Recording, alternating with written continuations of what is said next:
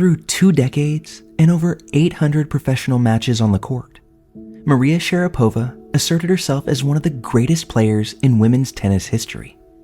Alongside her power-hitting contemporaries, she altered the course of tennis forever.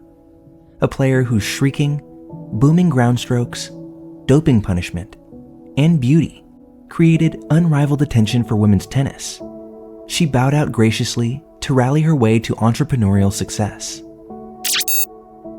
Born in 1987 in Nyagan, Siberia, Maria was just an infant when her family relocated to the Black Sea resort area of Sochi in 1990. Maria's parents were originally in Gomel, a city near the Chernobyl nuclear power plant.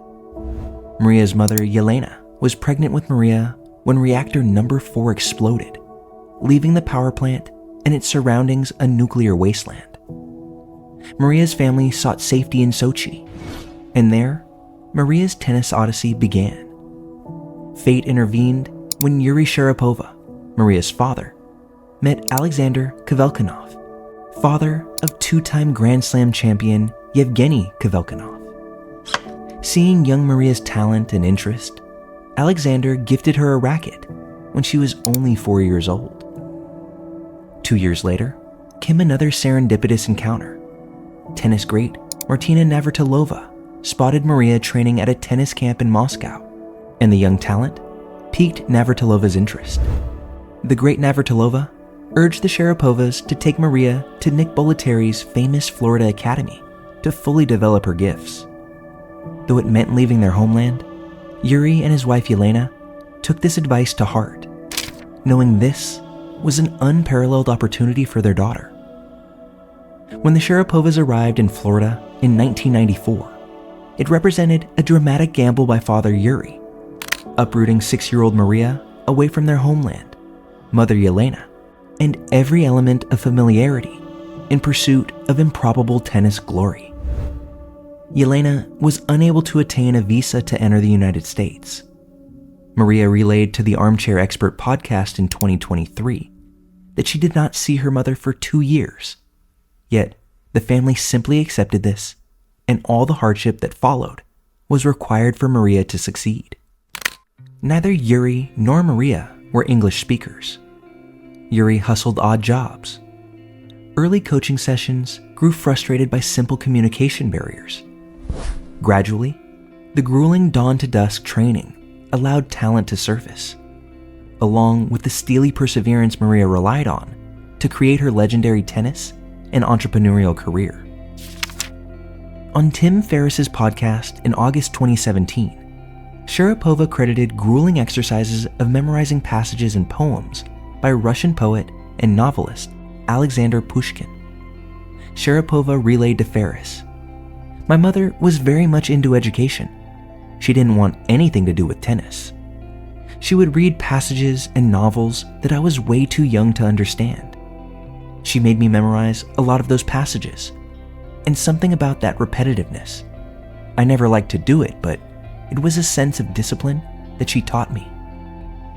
Maria rarely socialized or took part in normal childhood activities away from the court, but the gamble slowly yielded fruit.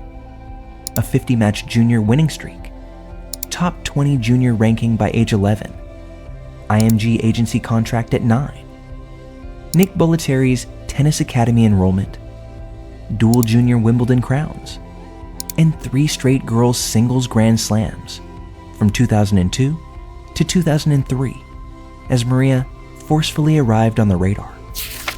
Her vaunted power, honed by Yuri's strict Soviet-style methodology, was undeniable, coupled with the unusual background and family sacrifice, also etched self-described core traits like toughness and competitiveness that Sharapova frequently cites behind her drive. Still, relatively few anticipated the 17-year-old unseeded newcomer to reach the second Monday of Wimbledon in 2004, let alone capture the crown that July afternoon. Serena Williams was the 4-time major winner, defending champion, riding a 22-match win streak at the All England Club. As commentators fumbled trying to even pronounce her name properly in the climax, Maria shook hands stoically at the net. Then, a distraught Serena managed tears under a towel. The landmark upset anointed Sharapova tennis's newest darling, while laying the groundwork for one of the sport's frostiest headlining rivalries that occasionally continues even in retirement. Always gracious post-match, Maria would recall the contest vividly in later years. I remember looking across the net and seeing my opponent sobbing into her towel. I remember looking and seeing my dad nodding his head as if in approval. And I remember most clearly that moment of victory, leaping in sheer joy. In what was to be the basis of their continuing feud, Sharapova looked back on her shocking 2004 Wimbledon final victory over Serena Williams that launched her career. She revealed in her 2017 autobiography that, afterwards, she heard Williams sobbing intensely in the locker room. Sharapova wrote that a friend told her Williams vowed, "I will never lose to that little bitch again," after the match. Though Williams hugged her on court and congratulated her, Sharapova believes Williams deeply hated losing to the 17-year-old and hated that Sharapova heard her emotional reaction. Sharapova suggested this locker room moment and Williams' contempt sparked the lopsided 19-2 record Williams has held over her since. While Sharapova said she and Williams share competitive fire and could have been friends in another life, their antagonistic rivalry has persisted since that formative match. The Russian tennis star faced criticism that her supportive father Yuri could threaten her budding career. During Russia's Federation Cup matches in late 2004, Russian coach Larissa Neiland stated that it would be difficult for the 17-year-old Wimbledon champion to join the team in the coming year because of her father. Neiland explained, "Maria's main problem is her father, and I just don't see how he would coexist with the other girls' parents and team officials." She pointed to Sharapova's win at the recent WTA Tour Championships, saying, "Every time Maria was playing a Russian girl, her father's behavior was simply outrageous, nasty, and out of control." While Maria Sharapova was reveling in her victory over Serena Williams and newfound fame, some warned she could follow the difficult path of other tennis stars like Jennifer Capriati and Jelena Dokic, whose controlling fathers caused issues. Russian coach Neiland noted Capriati had been dropped from the US Federations Cup team due to problems between her father and the team. She questioned if Sharapova was doomed to join publicly traumatized players who had father troubles derail their careers. Maria was suddenly armed with global name recognition, a 3-year Nike deal, and front-page real estate. Grass court titles at Birmingham in 2005 and 2006, with freshly patented Maria branding, displayed her win was no mere fluke. A 2006 US Open crown, 2008 Australian Open trophy, and the 2012 French Open completed the career slam. 58 total weeks ranked number 1 underscored her ascent, and her silver medal at the 2012 London Olympics cemented her greatness. At the peak, few could rival Maria's court prowess, competitive resolve, and certainly not endorsement earnings.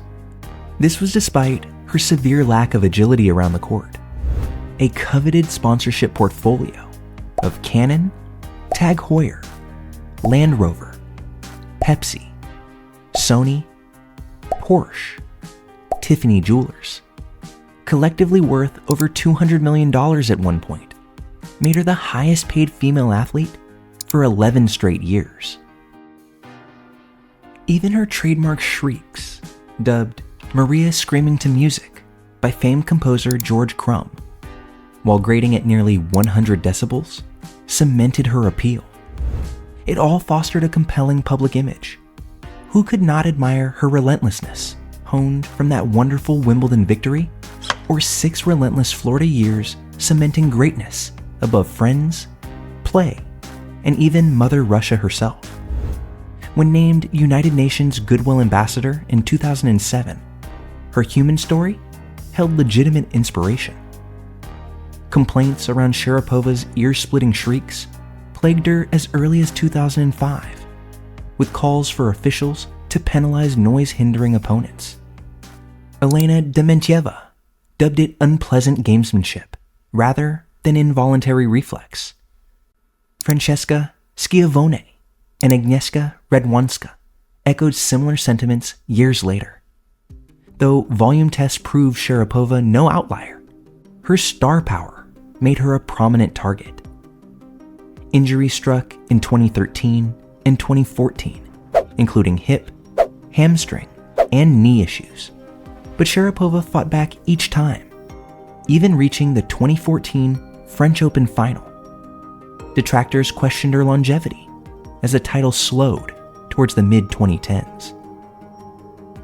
While the winnings slowed down and the injuries piled up, Maria had been capitalizing on corporate sponsorships and investments since her teens, taking an active role in contract negotiations and absorbing key business lessons. Though often advised to simply focus on tennis, Sharapova was driven to establish professional interests for life after sport, unafraid to challenge expectations. Sharapova formally channeled this entrepreneurial spirit into the 2012 founding of Sugarpova, a premium candy brand that leveraged her global visibility and aesthetic appeal. Sharapova was also one of the first professional athletes to implement equity deals when she invested into sunscreen brand Supergoop. The companies were a platform to market her personal image and capitalize on her recognizable profile after tennis. Balancing this hands-on role while still professionally competing exemplified her work ethic and competitive drive. In retirement, Sharapova continued to grow Sugarpova and explore business opportunities, applying that same diligence that fueled her iconic tennis career. Her early embrace of the corporate world primed the development of an independent entrepreneur capable of repeatedly reinventing and promoting her personal brand. More seriously, 2016 saw bombshell news of a failed Australian Open drug test for recently banned meldonium, resulting in a 15-month suspension. Previously common for Russian athletes, prescribers suggested Sharapova took the modafinil-like agent for a decade for diabetes, irregular EKGs, and magnesium deficiency, never intending performance enhancement. Still embarrassing news for one of sport's most visible names. Though no clear evidence of intentional cheating emerged, reactions split. Some respected Maria's accountability in confessing usage months later and complying with penalties. Cynics deemed it willful, if not naive negligence, costing key sponsors. Serena Williams' lukewarm interview response about the scandal and being incredibly sad suggested passive disapproval. The positive test battered Sharapova's reputation regardless. For detractors, it cast success under a darker cloud moving forward. Beyond isolated incidents, Sharapova elicited periodic player friction as critics questioned her respect and humility. Though largely clear of personal feuds, rare barbs from Sloane Stephens and Caroline Wozniacki kept tensions weekly simmering. At the 2012 Australian Open, Agnieszka Radwanska was defeated in the quarterfinals by Victoria Azarenka, who is known for her loud shrieking too. When Radwanska's criticism of the shrieking was relayed to Sharapova, she icily responded in an interview, "Isn't she back in Poland already?" Throughout her career and post-retirement in 2020, Sharapova gave back through philanthropic work, including raising funds for Chernobyl recovery efforts.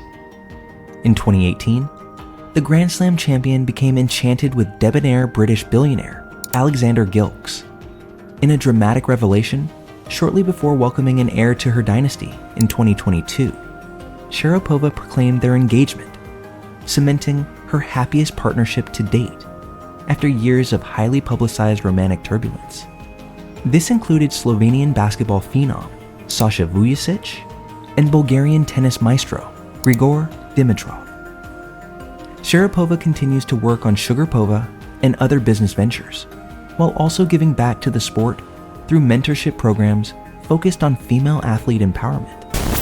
From her childhood origins, training for hours on end in Florida and Russia, to her meteoric rise to fame, suspension from the sport, and recent transition to motherhood in America, Sharapova's journey reflected her determination, resilience, and continual reinvention in both tennis excellence and off-court entrepreneurship before retiring in 2020.